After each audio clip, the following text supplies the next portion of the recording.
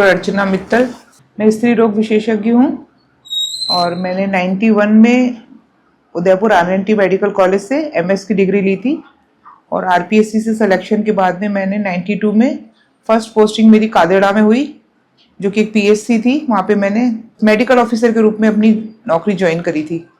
Ma'am, कृपया अपने विशेषता के क्षेत्र में बताएं। स्त्री एवं प्रसूति रोग में आपकी प्रमुख विशेषताएं किन क्षेत्रों में हैं?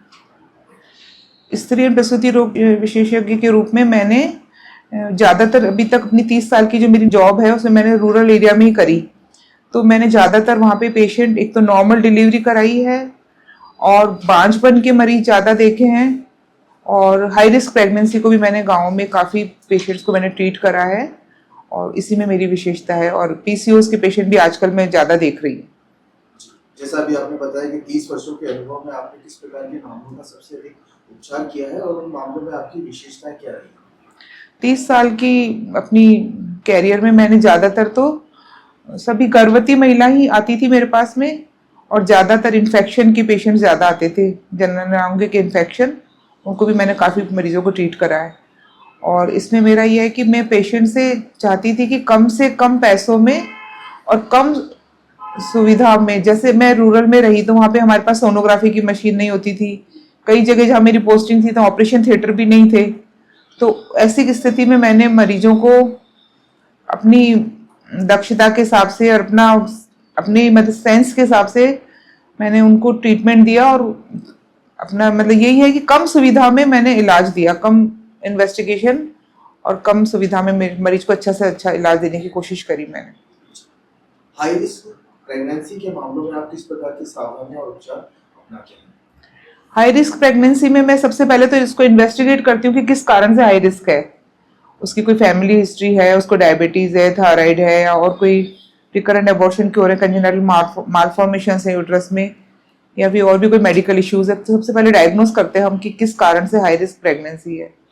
तो उसके डायग्नोसिस होने के बाद में उसका ट्रीटमेंट करा जाता है और पेशेंट को रेगुलर चेकअप और रेगुलर उसकी सोनोग्राफी, और उसको जैसे टर्म पे पहुंचती है पेशेंट तो 37 वीक होने के बाद में हम उसको इंड्यूस करके डिलीवरी कराते हैं, जिससे कि उसकी जो लेटर मंथ में जो उसकी रिस्क होती है वो कम कर सके हम।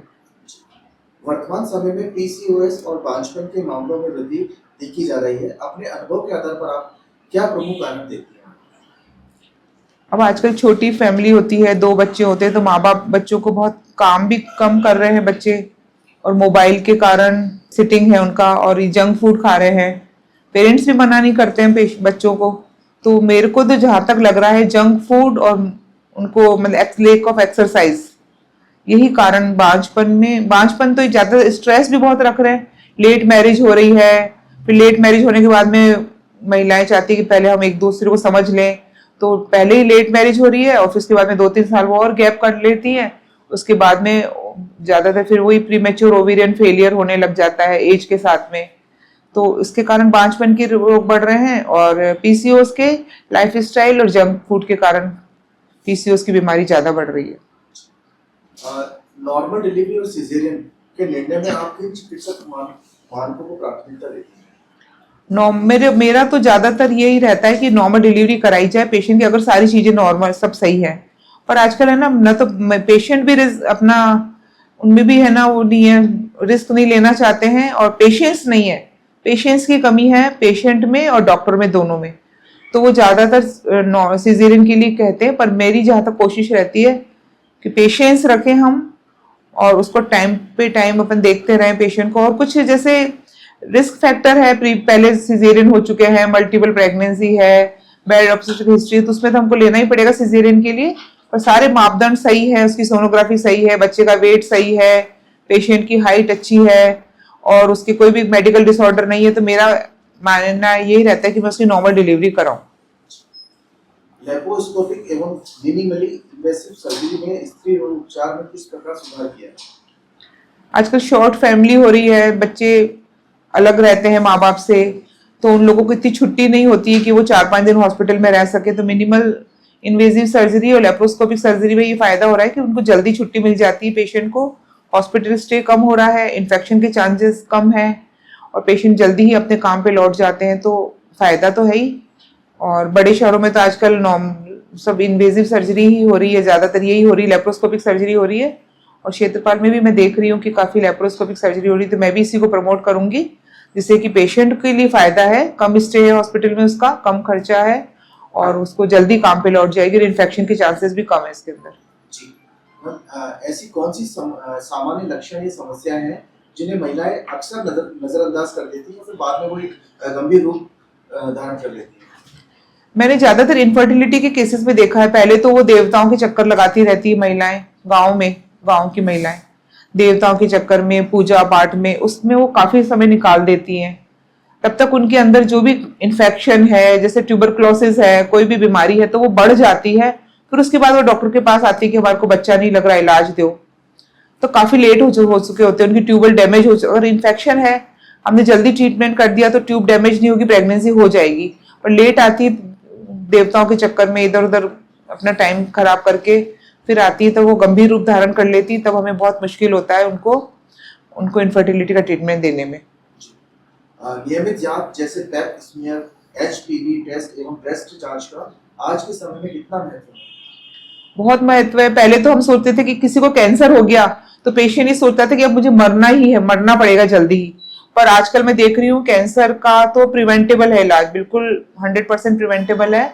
अगर अर्ली डायग्नोसिस हो गया, पैप स्मीयर से हमको मालूम पड़ गया सर्विक्स में यूट्राइन कैंसर का, तो उसको रिमूवल करके हम बच्चे उसकी जान बचा सकते हैं। ब्रेस्ट कैंसर है, वो भी हम जैसे अर्ली स्टेज में मालूम पड़ गया तो ब्रेस्ट रिमूव करके पेशेंट 20-20 सालों तक, 30-30 सालों तक अपनी नॉर्मल लाइफ जीती है।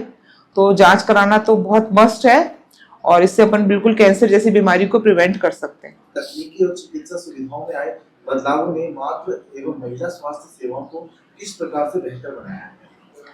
पहले तो मैं देखती तो बहुत ही कॉम्प्लिकेटेड पेशेंट आते थे, घरों में डिलीवरी कराना पसंद करती थी, दाइयों से हैंडल्ड केस आते थे, रप्चर यूट्रस, ट्रांसवर्स लाई, ऑब्स्ट्रक्टेड लेबर के बहुत केसेस आते थे।